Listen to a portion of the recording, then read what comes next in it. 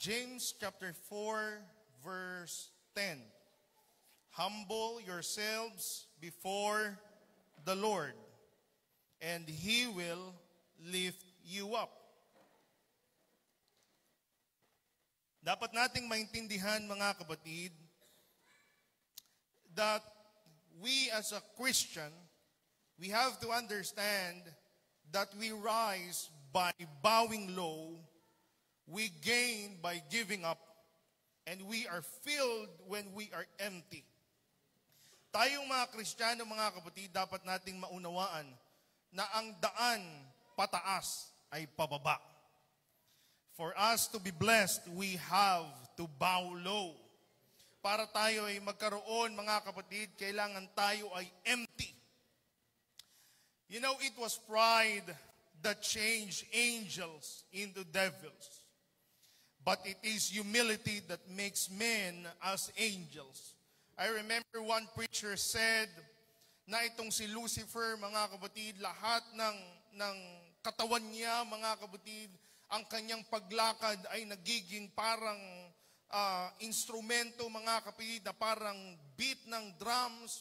Pag siya ay umaawit, parang angelic voice, mga kapatid, at siya ay magandang mag-produce ng mga papuri sa Panginoon. Pero merong pumasok sa kanyang puso na tinatawag nating pride. Everybody say the word pride. At maaari, mga kapatid, siya ay nag-influence ng mga kapwa niya angels. Sinabi niya, balang araw, in the book of Isaiah told us, mga kapatid, that he had this dream that he wanted to be exalted up above the Lord. Gusto niya maging mas dakila pa siya sa ating Panginoon. Kaya bumubulong-bulong siya sa mga anghel, mga kapatid, one day I will be exalted like the Lord, more than God. Ito yung kanyang pangarap, mga kapatid.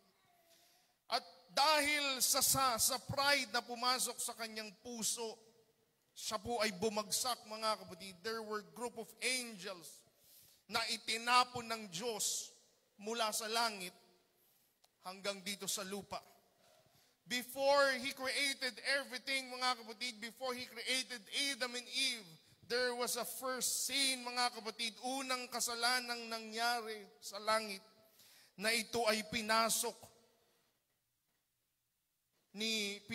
mga kapatid, pumasok ang pride sa puso ni Lucifer.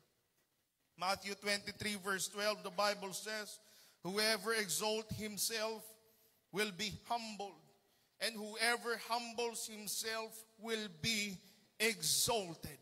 Kung sino daw yung nagpapataas, mga kapatid, nagmamataas, ay ibababa ng Diyos, at kung sino yung nagiging mapagpakumbaba, ay siyang itinataas ng Panginoon. In a culture that teaches self-promotion, in our culture, mga kapatid, na palaging tinuturo o palaging naririnig natin, yung narrative, mga kapatid, na i-promote mo yung sarili mo, magtiwala ka sa sarili mo, gawin mong lahat ayon sa yung unawa, mga kapatid. Pero ang sinasabi ng Diyos, if we want to be exalted up, God wants us to humble ourselves. Yung pagyuko natin sa Kanya ang siyang nagiging dahilan ng pag-angat natin sa tamang panahon. One quotation said, He is no fool who gives what he cannot keep to gain what he cannot lose. In other words, mga kapatid, the world says, hawakan mong lahat ng meron ka. Ang mundo sinasabi, mga kapatid, na magpakagaling ka sa larangan na sa talent mo, sa treasure mo, sa kung ano pa man na meron ka. Pero kay Lord, mga kapatid, ang tunay na pag-gain ng mga bagay-bagay ay sa pamamagitan ng pagpapakumbaba at pagbibigay. Napaka-ironic pag sinabi ng Diyos, mga kapatid, na para tayo i-bless, kailangan magbigay. Diba? Paano ka nga i-bless? Mawawala ngayon sa'yo dahil magbibigay ka. Magbibigay ka ng time mo. Magbibigay ka ng treasure mo, ng talent mo. In other words, mga kapatid, this is the analogy na kailangan nating maintindihan. Ano man ang bitawan natin sa Diyos, ano man, mga kapatid, na ibigay natin para sa Diyos, ibabalik na ito ng higit pa. Matthew 5 verse 6, blessed are those who hunger and thirst for the righteousness, for they will be filled. Hindi ka mapupuno ng Diyos kung puno ka na sa sarili mo. God cannot fill us if we are full sa ating pong mga sarili. Hindi tayo bibigyan ng Panginoon ng pagpapala, mga kapatid. Hindi tayo bibigyan ng Diyos ng kapatawaran kung punong-puno tayo ng sarili nating pride. Punong-puno na tayo ng sarili nating mga plano sa ating mga buhay. When we pour ourselves out in prayer, when we pour ourselves out in our service, when we pour ourselves out in our surrender, doon pa lamang kumikilos ang Diyos upang punuin niya tayo. The way up is down. Kung gusto natin ng blessing, matuto tayong magpakumbaba, lumuhod sa pananalangin. Matthew 23 verse 11, the greatest among you will be your servant. Alam niyo po mga kapatid, ang isang Kristiyano ay dapat maging handang yumuko at maglingkod sa Panginoon. Kung gusto nating maranasan ang tunay na blessing, kailangan matutunan nating i-give up lahat ng bitterness natin. Kailangan matutunan natin i-give up lahat ng meron tayo. In other words, mga kapatid, when we come into the presence of the Lord, we should be empty. Wala tayong laman, mga kapatid. Wala tayong oil doon sa ating lalagyan para siya na ang magpupuna, mga kapatid. Siya ang mag-overflow ng ating mga vessel. Pag nagpatawad ka ng tao, parang ang tingin nila, parang ikaw ay nawalan. Right? Parang pag nagbigay ka ng forgiveness, mga kapatid, parang tinatanggap mo na talo ka. Pero sa paningin ng Diyos, when we give forgiveness, it is actually how we gain our peace in the Lord. Pag naglingkod, mga kapatid, kung ikaw ay, kung tayo ay nabuhay sa lumang tradisyon, mga kapatid, 1st and 2nd centuries, pag ikaw ay servant, ikaw ay isa sa pinakamababang uri na tao. Pero sa Diyos, mga kapatid, kapag ikaw ay servant, pag ikaw ay marunong maglingkod, amen, serving looks like we are lowering ourselves. But in God, we build love and respect. John 3:30, He must increase, but I must decrease. Now, in their customs, mga kapatid, during those times in the 1st century, ang mga Hudyo, mga kapatid, ay nag-e-expect sila ng Messiah na kayang i-overthrow, mga kapatid, yung hari ng Roman Empire. Inaasahan nila, mga kapatid, na papalitan ng Messiah ng Israel. Amen. At matatalo niya at kukunin niya ang hari o kaharian sa Roman Empire. Nais nila, mga kapatid, na ibalik ang kaharian mula sa panahon ni David. Kaya ang mga Pharisees, ang mga Sadducees, yung mga temple elite, mga kapatid, at mga zealots, mga rebels, mga kapatid, ay ito yung kanilang inaasam-asam. Now, sa gitna ng ganitong expectation, biglang may pumasok na si John the Baptist. Sino yung naka-assign kay John the Baptist, mga kapatid, sa reporting nyo? Wala pa? Biglang pumasok si John the Baptist. At si John the Baptist, mga kapatid, Synoptic Gospel defines or describe the physical appearance of John the Baptist. Siya po ay parang propeta na matanda, mga kapatid. Meron siyang camel hair. He was there in the wilderness preaching the gospel. He was there in the Jordan River baptizing people. Tapos, mga kapatid, biglang may John the Baptist na pumasok sa eksenang ito. John's role, isa sa mga role niya, mga kapatid, siya po ay parang tingin ng mga Israelites sa panahon na yun na baka ito na yung Mesayang hinihintay natin. The Bible tells us, mga kapatid, many people were following him wherever he goes. Kung saan man siya pumunta, mga kapatid, mga tao ay sumusunod sa kanya. At hindi lang ito, mga kapatid, Gusto nila, mga kapatid, na marinig ang mga gospel na sinasabi ni John the Baptist. Can you imagine? Generations after generations, over 400 years, wala pong gospel na narinig ang mga tao. Walang salita, walang preacher, walang gospel, walang mangangaral, walang evangelist, walang word of God, walang gathering, mga kapatid. 400 years na wala pong kahit ano. Tapos biglang lumitaw si John the Baptist. During those time, it was a time of silent, mga kapatid, na walang marinig mula sa Diyos. Matthew 3 verse 4 hanggang 6. And the same John had his raiment and camel's hair and leathern girdle about his loins, and his meat was locust and wild honey. And went out to him Jerusalem and all Judea and all the region around Jordan, around about Jordan, and were baptized of him in Jordan, confessing their sins. Marami ang sumusunod sa kanya, marami ang nagpapabaptize, mga kapatid, sa pangalan ni Jesus, sa pamamagitan ng kanyang ministry dahil sa mga salita na kanyang pinipreach. Sa madaling salita, mga kapatid, napakaganda ng role ni John the Baptist. At kailangan maintindihan niya, mga kapatid, John chapter 1 verse 8, he was not that light.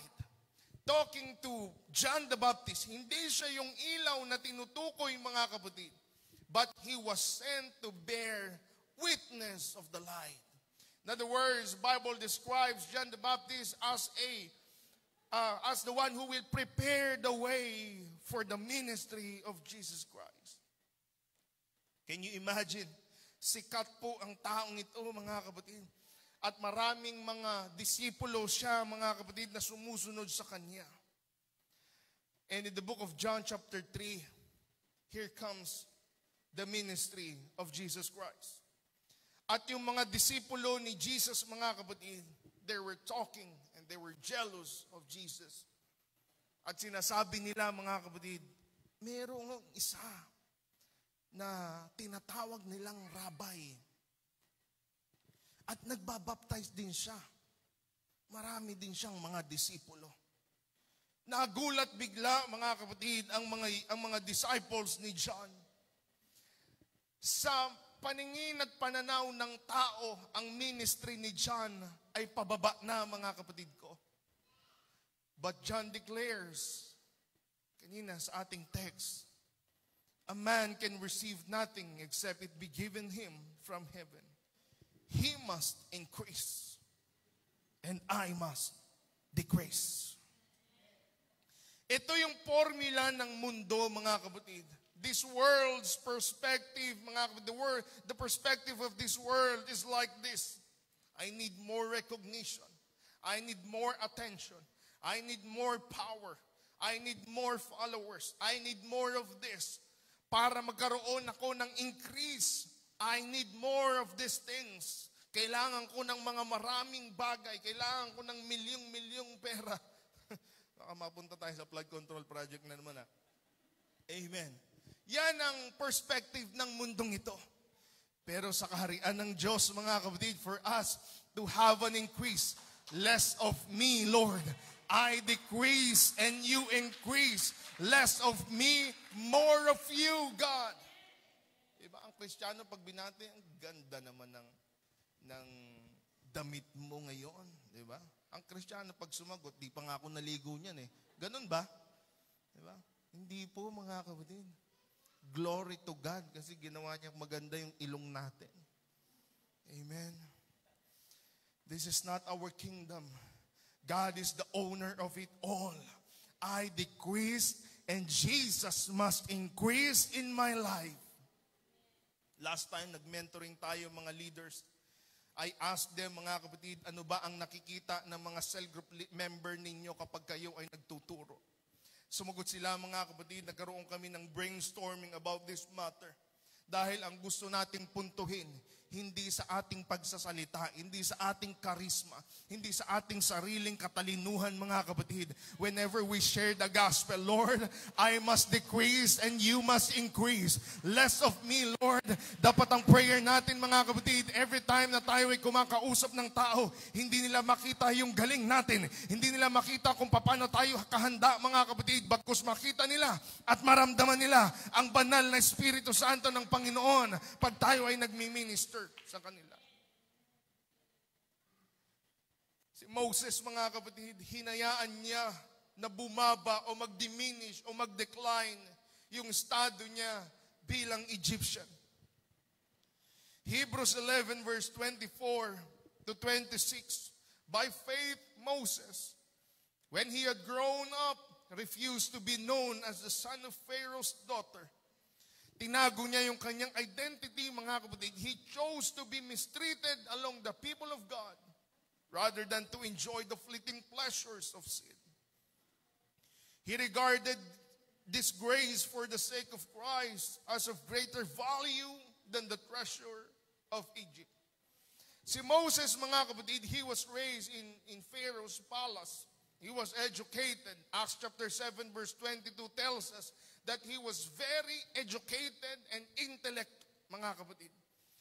Sa punong-puno siya ng wisdom at mga kaalaman laws ng Egypt. And during those time, Egypt was the superpower of that era. At bilang ikaw ay anak o apo ng paraon, mga kapatid, meron kang dakilang pribilehiyo. Pero itinanggi niya, mga kapatid. He renounced his loyalty, his royalty. At ito, mga kapatid, pag nirenounce mo na ikaw ay hindi anak ng paraon, mawawala ang iyong kayamanan, mawawala ang iyong seguridad, mawawala ang iyong influence, para kang nagpakamatay. Pero si Moses, mga kapatid, Moses, he learned how to bow down and decrease himself by simply refusing his royal identity. And he chose to be identified as one of the slaves. Siya po, mga kapatid, pinili niya na mag-decrease. He chose to decrease by simply walking away from temporary pleasures such as wealth, such as luxury and power. Kaya dito, mga kapatid, naunawaan ni Moses bago siya tinawag ng Diyos upang maging deliverer, na kukunin niya sa kanyang leadership, mga kapatid, ang mga Israelites out of slavery, out of bondage. He will be the one who will call those Israelites to be the deliverer of the Israelites going to the promised land, mga kapatid. Pero hindi ito ginawa ng Diyos, mga kapatid, kung hindi siya natutong magpakumbaba, kung hindi siya natutong alisin yung mga bagay na meron siya sa mundong ito. Because he decreased, God increased him into the Israel's deliverer.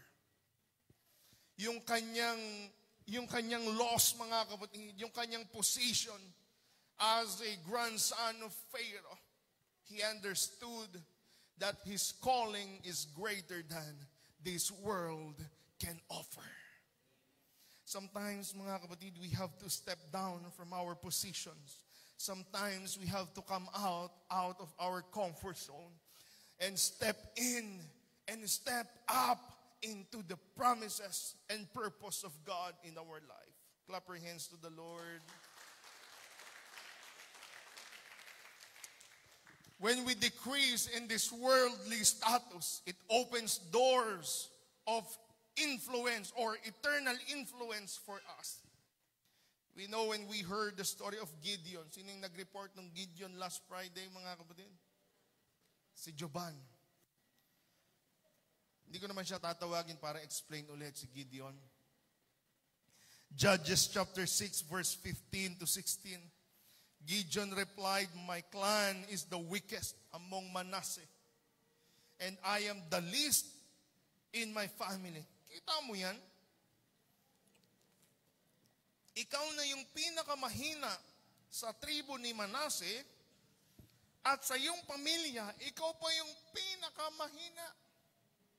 Bible describes that siya po ay maliit na lalaki. No? Gaano kaya kaliit si Gideon? Baka kasing laki ni Pau-Pau. Pero sinabi ng Diyos, mga kapatid, the Lord said and answered, I will be with you, and you will strike down all the Midianites, leaving none alive. Pinakamahina na nga. Pinakamahina sa angkan, pinakamahina pa sa pamilya. You know, Gideon lived during the time of the judges. Ang judges, mga kapatid, ang kanilang generation, punong-puno ito, mga kapatid, ng paulit-ulit na oppression, paulit-ulit na pagdisobey sa ating Panginoon. And yung mga Midianites, mga kapatid, they have devastated the crops and economy of Israel. Sinira ng mga Midianites ang mga source of income and food ng Israelita. And this man named Gideon, he was in the threshing wheat. He was hiding. He was so fearful. He was just trying to survive in secret. Gusto niya lang mamuhay ng tahimik. Gusto niya, mga kapatid, na magtago. Punong-puno siya ng takot. Socially, ang clan ni Gideon, mga kapatid, ay hindi importante, hindi mahalaga, hindi qualified, mga kapatid, compared to other tribes. Wala pong special sa tribe nila, mga kapatid. At dineclare niya, I am the weakest among my clan and among my family. Pero nung inacknowledge niya yung kanyang kahinaan, alam niyo po, mga kapatid, paglalapit tayo sa Diyos at inacknowledge natin na wala tayo, mga kapatid, at mahina tayo, dun niya sasabihin, mga kapatid, I will be with you. I will make you a great man. I will make you a great mighty man of valor. He learned how to embrace his nothingness. Nung natutunan niyang tanggapin na wala siya, mga kapatid, hindi siya nagpretend na malakas ako. When people ask him to lead the army, mga kapatid, hindi niya sinabi na dapat lang ako yung tinawag niyo. Dahil ako yung malakas. Hindi niya sinabing ganun, mga kapatid. In-acknowledge niya yung kahinaan niya. Alam niyo po, ang Kristiyanong marunong mag-acknowledge ng kanyang kahinaan, ang siyang tunay na malalakas sa harapan ng Diyos. Nagpe-pray tayo sa Panginoon, acknowledge natin, Lord, alam niyo po yung mga kahinaan ko. Tatanggapin natin yung mga weaknesses natin. Tatanggapin natin yung mga failures natin. Yun yung mga gustong-gustong ginagamit ng Panginoon. Because he decreased, God increased him. God increased him into a mighty man of valor. Ilang libo yon, Joban? Yung army, bago mag-300. 32,000. Sabi sa kwento, mga kapatid, lahat, sinabi ng Diyos na sabihin sa army na lahat ng takot, magsiuwian na kayo. Ang umuwi ilan? Nung Friday lang to, mga kapatid, 22,000 army ang umuwi. No? Tanungin niyo si Joban kung bakit nag-uwian yung mga yon. Takot yun sa Midianites. Tanungin niyo si Joban kung bakit takot sa Midianites. Alam ni Joban yon. Tapos hindi lang yon, sabi ng Diyos, masyadong marami yan. Painumin mo sa tubig. Ano yun, Sister Nika? Kung sinong uminom ng sumasalok, ang natira ay 300. What they did, mga kapatid, they brought trumpet and jars and light. Pinalibutan nila yung Midianites, mga kapatid, at sila ay nagsigawan. Pinatunog nila yung pakakak at binasag nila yung mga jar sa pandinig ng mga Midianites na punong-puno sila at napapalibutan sila ng mga army. Doon nila natalo, mga kapatid, ang Midianites. Sa pangunguna ng tinawag ng mundo na mahina, tinawag ng mundo na maliit, tinawag ng mundo na walang kaya, mga kapatid. At nung inadmit niya yung kanyang insufficiency, God's sufficient grace and mercy shines upon this man named Gideon. Lord, less of me and more of you. 2 Corinthians 12 verse 9 to 10, Paul admitted that when he was weak, then he was strong. My grace is sufficient for you, for my power is made perfect in weakness. For when I am weak, then I am strong. Si Paul, mga kapatid, he was known as the Saul of Tarsus. He was a Pharisee. Bible describes that he was very well-educated person. Sino nga yung nag-report kay Paul? Si Joban ulit yata yun, ano? Si Paul, mga kapatid, ay edukadong tao. Siya ay mayroong master o may rabbi ng pangalan ay Gamaliel. He was he was so powerful. At alam niyo ba kay Paul, mga kapatid, siya po ay kinakatakutan ng mga tao. Sa kanyang status, sa kanyang reputation, sa kanyang authority. And after his conversion, nagbago yung ihip ng hangin sa buhay ni Paul. Kilala si Paul, mga kapatid, na mamamatay tao. Kilala si Paul, mga kapatid, na persecutor. Pero yung kanyang power, mga kapatid, after his conversion, the life of Paul flipped. Persecution, imprisonments, beatings, torn of the flesh, from power to weakness. Sa kultura ng Greco-Roman, mga kapatid, pag meron kang strength, ito ay nagsisignify na ikaw ay glory, na ikaw ay glorified. Kapag ikaw ay merong authority, they look up upon you as the one, mga kapatid, na punong-puno ng glory. Paul, nung nagkaroon ng flip ng kanyang buhay, mga kapatid, nagbago ang lahat ng ito. Mula sa pagiging malakas, bigla niyang sinabi na meron siyang thorn in the flesh. Meron siyang kahinaan na hindi niya maalis. In fact, the Bible tells us na yung mga bagay na gusto niyang gawin, hindi niya magawa, na alam niyang tama. Pero yung mga bagay na ayaw niyang gawin, nagagawa niya kahit mali. Pero nung sinabi niya, Brother Phil, when I am weak, then I am strong. He decreased by simply relying not on his brilliance, not on his education, not on his pedigree. He learned how to lean on the mercy of the Lord. I called him the point guard of the New Testament. Ilan yung sinulat niyang libro? Arguably nasa 13 to 14 out of 29 books of the New Testament. 27 books of the New Testament.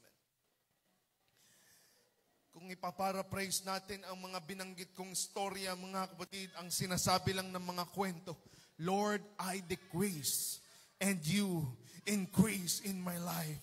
Our greatest testimonies often come not from our strength. It comes from our surrendered weaknesses. I decrease and you should increase. Ginive up ni Moses ang kanyang privilege sa palace, pero siya ay naging deliverer ng isang bansa. Inadmit ni Gideon na siya ay mahina at insignificant, and then he became the great mighty man of valor. Paul embraced his weaknesses, and he became spiritually strong. Decrease is the doorway of divine increase. Isaiah told us, 42 verse 8, pride competes with God for glory. Bible tells us, I am the Lord, that is my name, and my glory will I not give to another, neither my praise to graven images. Kaya hindi tayo sumasamba, mga kapatid, sa mga graven images, dahil alam natin, ayon sa mga sinasabi ng Biblia, na ayaw ng Diyos na meron pa tayong ibang Diyos na sinasamba. John's greatness was not popularity, but in humility.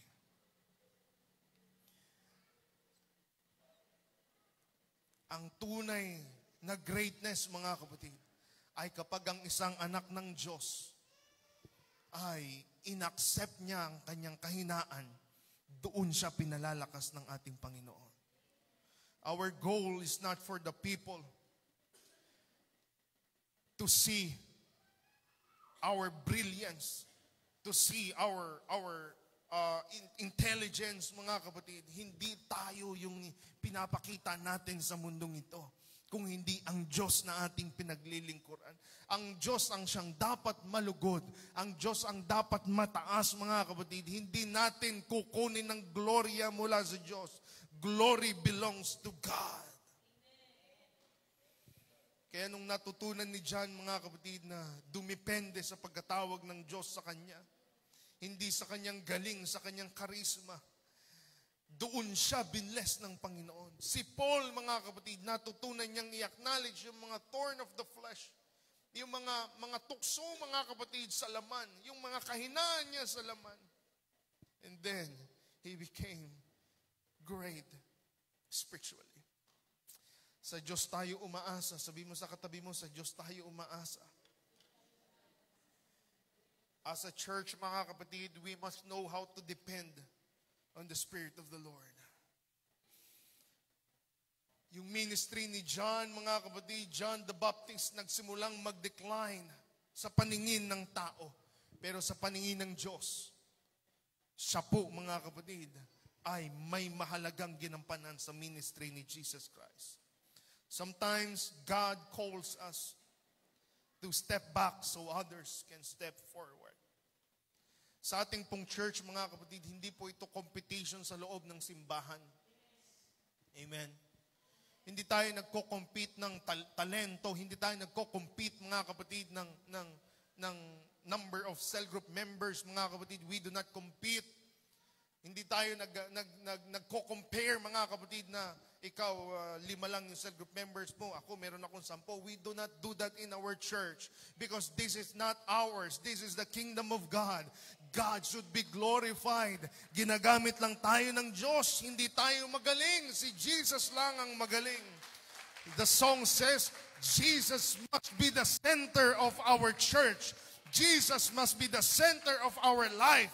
Jesus must be the center of our ministry, our career, our work, our relationship, our house. There is a blessing of decreasing. Ulitin ko, there is a blessing of decreasing. Paul taught us in Galatians 2 verse 20, the less self, the more of the Spirit of God. I am crucified with Christ, nevertheless I live, yet not I, but Christ liveth in me.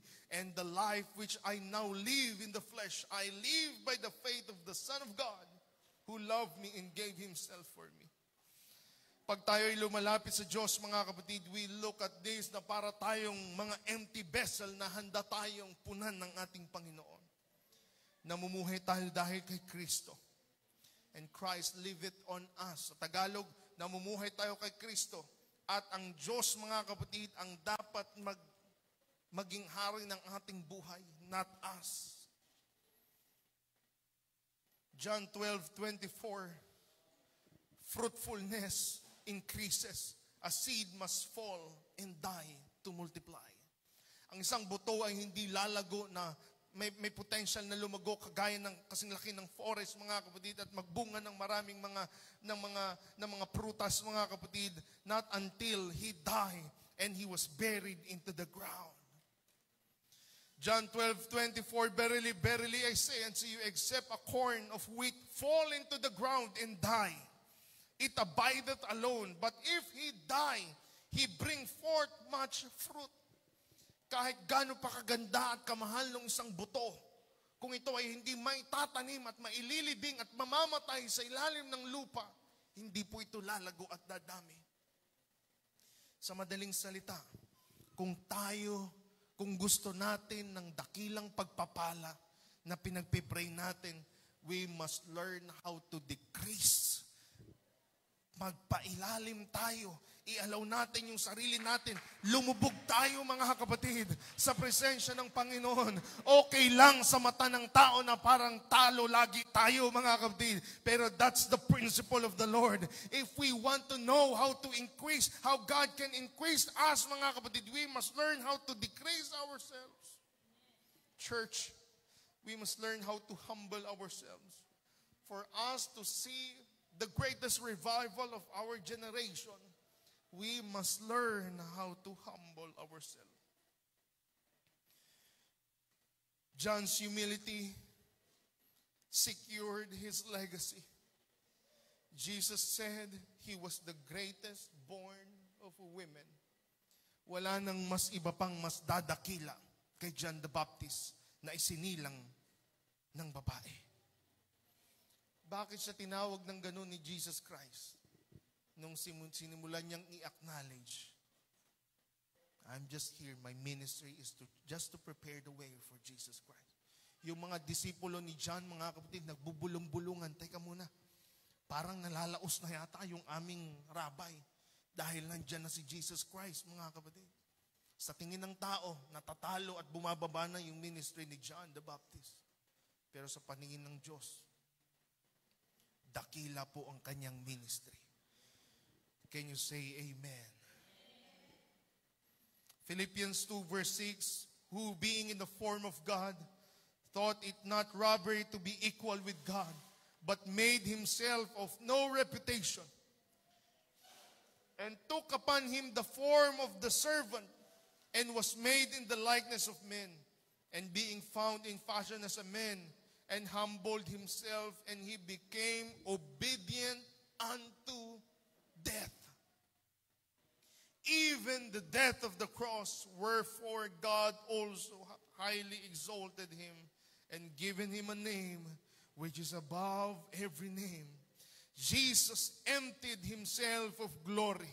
He took a human form, mga kapatid. He manifested as a man just to redeem us. And when he lifted up, and when he was lifted up in death, he will draw all men unto him.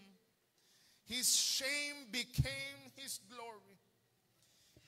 Kung naunawaan ni Jesus, mga kapatid, na kung paano na ang tao, kita niyo yung sinabi niya, mga kapatid, kapag siya ay umakyat muli, ang mga tao ay lalapit sa kanya. Sabi niya sa kanyang mga disipulo, pag ako'y nawala, ang mga tao ay lalapit sa Panginoon. If Jesus himself had to decrease, if Jesus himself learned how to humble and suffer and surrender to the will of God, how much more must we? Sa ating paglakad sa Diyos, sa ating araw-araw na paglakad sa Diyos, daily, we must learn how to decrease, surrender our pride, surrender our control, surrender our will. Not my will, but your will be done. In our ministry, mga kapatid, dapat hindi ang ating mga sariling personality ang makita ng mga tao. Dapat malugod ang Diyos sa ating mga ministry. Sa ating relationship, sa ating asawa, sa ating mga anak, mga kapatid, sa ating trabaho, we always choose humility over power struggles. Serving others instead of demanding recognition.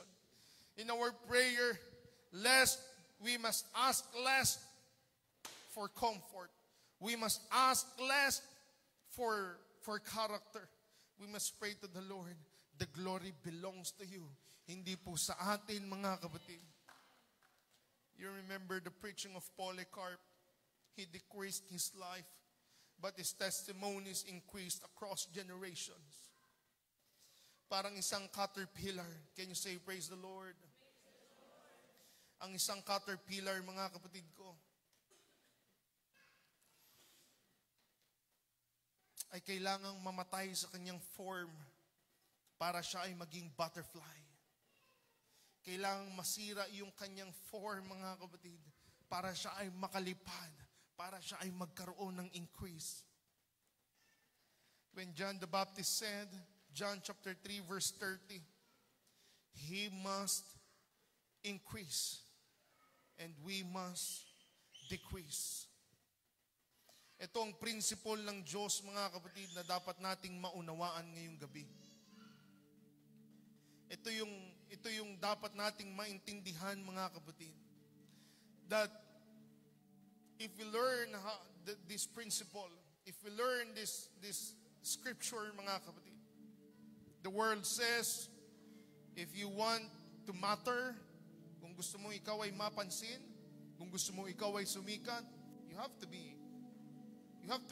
earn, you have to acquire power, you have to acquire the spotlight.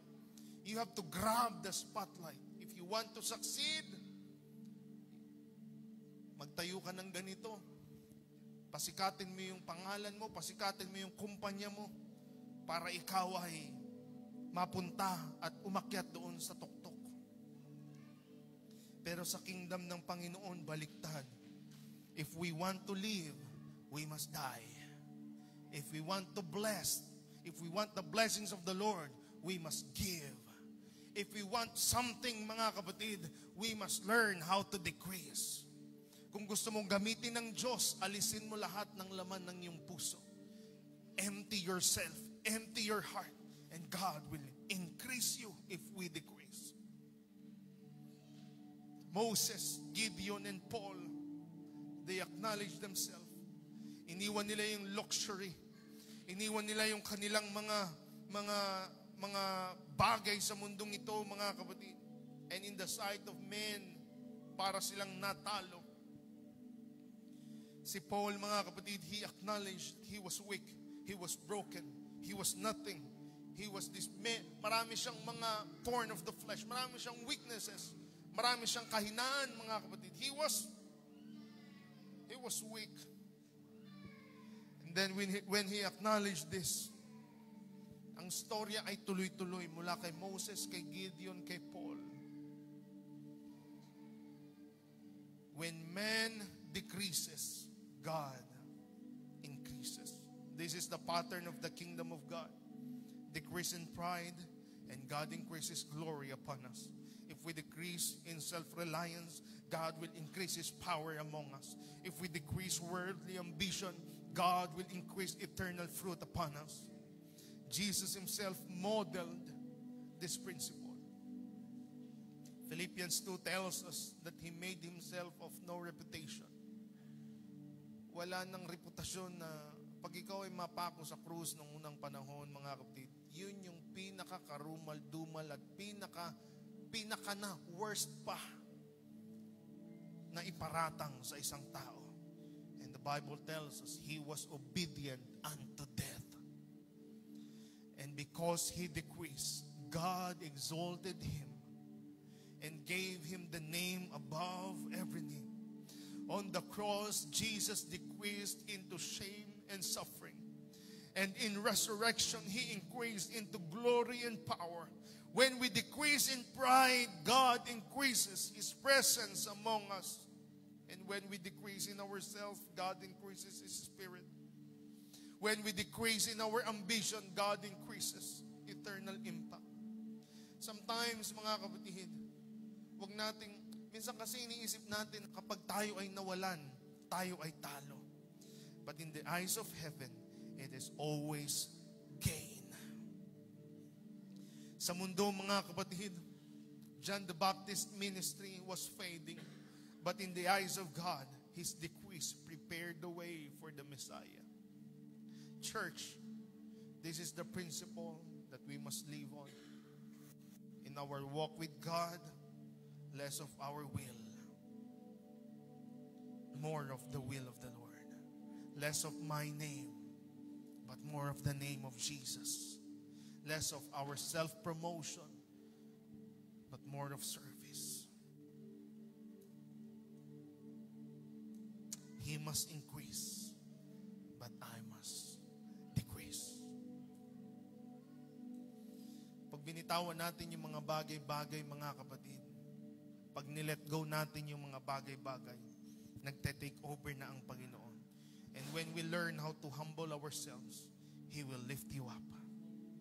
Dahil sa kaharian ng Diyos, when less becomes more, we are never truly losing.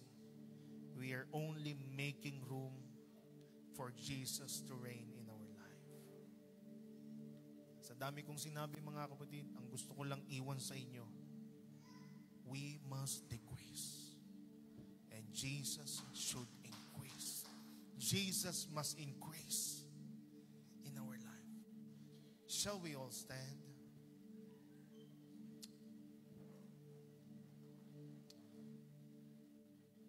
Pwede bang lumapit tayo sa Panginoon ngayong gabi mga kapatid? At kakausapin natin siya, Lord, more of you, God, less of me. More of you, Lord. Shall I invite you to come into the altar? Pwede po tayo lumapit sa altar, mga kapatid.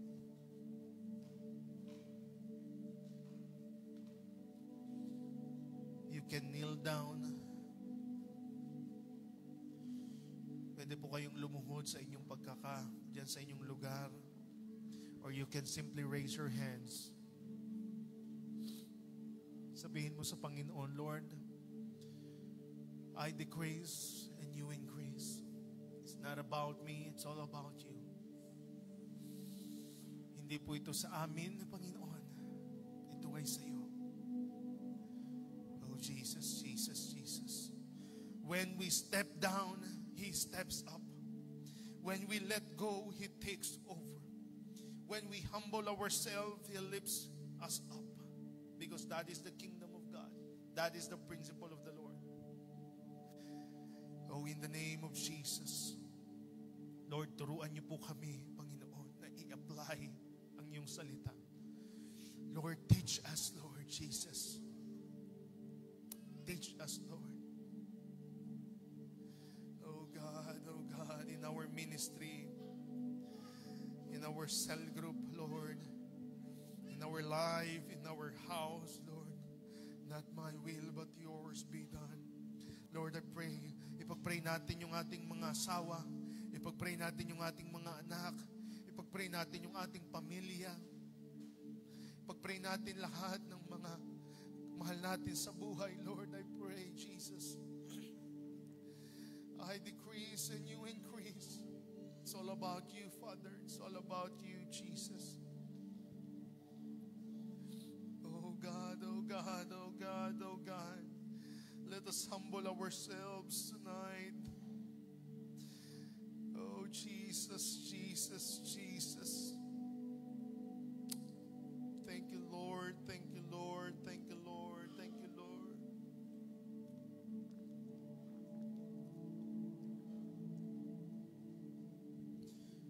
Hallelujah, hallelujah, hallelujah, hallelujah.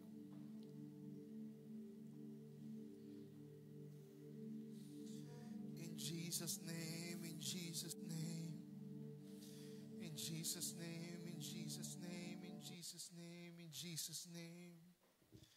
Come on, church, continue to pray. Continue to talk to the Lord.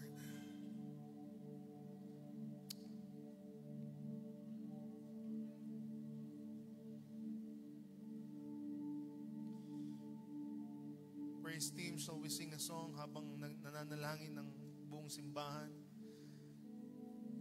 Let's worship the Lord together in unity.